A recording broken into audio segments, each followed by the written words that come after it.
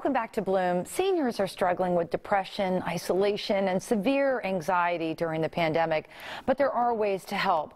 TEDx Talk speaker, 16-time best-selling author, award-winning podcaster, and board-certified psychiatric mental health expert, Dr. Fumi Stephanie Hancock joins us now with what we can do to help. Doctor, welcome to Bloom. Thank you so much for having me, Gail. So I know one of the first steps that we hear again and again, which is so important, is to reach out to our seniors. So how should we do that? Oh my goodness, there are so many ways, especially with the pandemic, where we have to really be careful about coming together. One of the ways that we could do that is through the internet. We could always use FaceTime. FaceTime is a very great one. Another one is just by phone call, just making sure that we're calling them.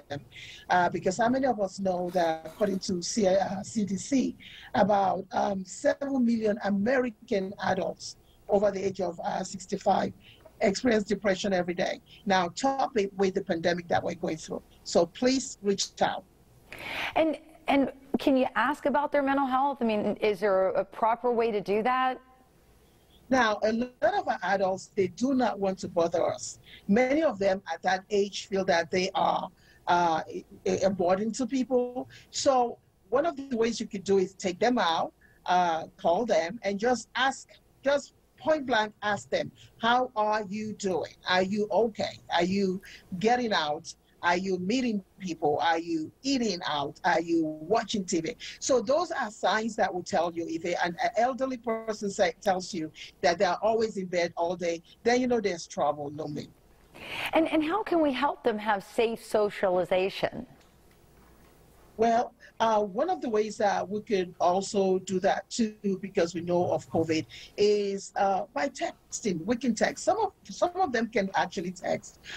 Those that are not able to text, we use apps that have videos with them, because you also want to see them, not just hear them. A lot of times they can fake it, right?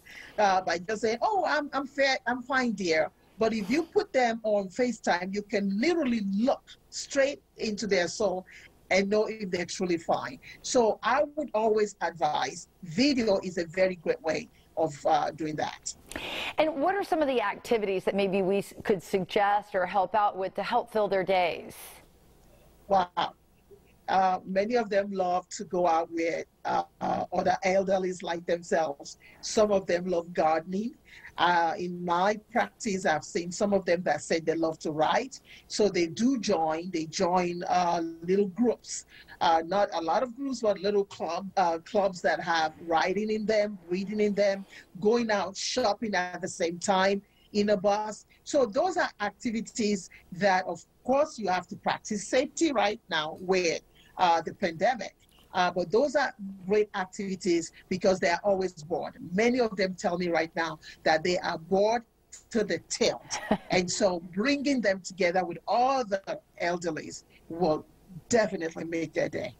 And at what point is it a good idea to maybe talk to an elderly person's doctor or caretaker? When you have an elderly that is not saying much, when you have an elderly that is keeping to herself, when you have an elderly that when you call and they say, "Oh, yes, I'm fine, dear," no big deal, and you notice that there's something that is different in the way that they've spoken, well, that might be time, or they are forgetful. That might be a great time to segue into either talking to their caretaker or talking to somebody that is taking care of them, like me. And thank goodness for doctors like yourself that are out there helping, because I know so many people are struggling with their mental health right now, but especially our seniors. So we really, really appreciate you joining us on Bloom today. Thank you so much for having me, Gail. Thank you. Thank you, doctor. And for more information, you can visit POBpsychiatry.com. Again, that's POBpsychiatry.com. We'll be back with more Bloom right after this.